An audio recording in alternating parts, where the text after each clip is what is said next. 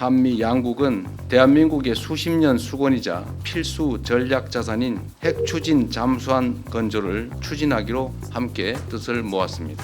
에이펙 정상회담에서 시작된 핵잠수함 건조 논의가 마침내 공식 합의를 마쳤습니다. 미국의 승인으로 우리도 핵잠수함을 가질 수 있게 된 건데요. 국가 안보의 패러다임을 바꿀 성과로 평가되는 핵잠수함 도입. 이게 어떤 의미인 건지 크랩이 자세히 따져봤습니다.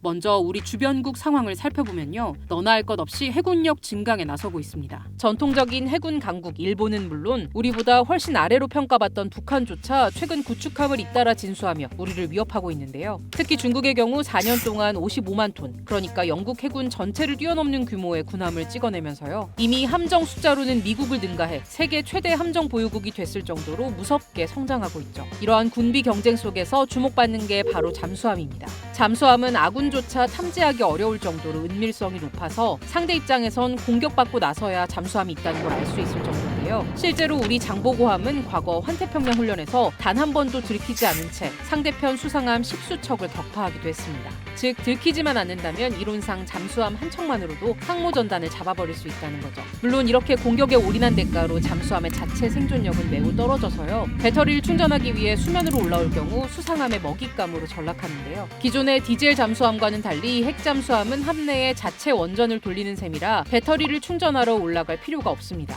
그래서 핵잠수함은 한 번 잠수하면 이론상으로는 10년, 20년 동안 올라오지 않아도 될 정도죠. 게다가 배터리 걱정도 없어서 핵잠수함은 디젤 잠수함에 비해 퍼포먼스 측면에서도 훨씬 제약이 덜하다는 장점이 있습니다. 비유하자면 기존의 디젤 잠수함은 보조 배터리 꽂아 쓰는 스마트폰이고 핵잠수함은 전원을 꽂아 쓰는 데스크탑이라 볼 수 있죠. 게다가 핵잠수함에 핵무기를 장착할 경우 군사 차원을 넘어 외교 차원에서 다뤄질 정도의 전략자산 취급을 받습니다. 핵공격으로 완전히 초토화가 되더라도 핵잠수함 딱 한 척만 살아나가는 순간 핵보복이 가능하기 때문이죠. 물론 우리나라는 현재 핵무기가 없지만 상대 입장에선 핵잠수함의 존재만으로도 상당한 부담을 느낄 수밖에 없습니다. 자망의 능력, 그다음에 속도로서는 도저히 핵잠수함을 능가할 수가 없기 때문에 군사적 측면에서 대단한 의미가 있다. 특히 전략자산으로서 우리가 충분히 여건을 갖추는 이런 결정적 계기가 된다. 이렇게 평가할 수 있겠습니다. 핵잠에 필요한 기술은 크게 3가지. 잠수함과 원자로,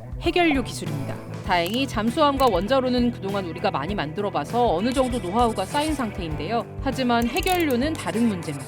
사실 우리가 국산화한 원자력 기술 대부분이 미국 기술을 기반으로 하고 있어서 핵연료에 필요한 농축 우라늄을 얻기 위해서는 한미 원자력 협정을 따라야 하는데요. 2015년 협정 개정으로 20% 미만의 저농축 우라늄 연구는 가능해졌지만 평화적 용도 한정이라는 조항 때문에 핵연료 목적의 우라늄 농축은 여전히 금지되었습니다. 이러한 제약을 풀기 위해 이번 정상회담에선 핵잠수함 도입과 함께 원자력 협정 개정도 논의됐던 거죠. 핵연료 농축이나 재처리 권한 등과 그게 연계가 되어 있기 때문에 정치적으로 또 외교적으로 민감한 사안이고 또 미국의 동의와 협력이 필요한 사안입니다. 이번 이재명 대통령의 요청은 이러한 민감성을 고려해서 핵의 평화적인 이용을 강조했고 사실 핵잠수함 확보는 우리 군의 오랜 수건이었기도 합니다. 참여정부 시절에는 362 사업이라는 이름으로 극비리에 추진됐지만 언론에 노출되면서 중단된 경험도 있었고요. 과거 김영삼 정부로부터 근 30여 년간 핵 추진 잠수함 건조 보유를 추진해 왔지만 번번이 좌절되었기 때문에 우리나라 안보에 있어 오랜 수건이었던 핵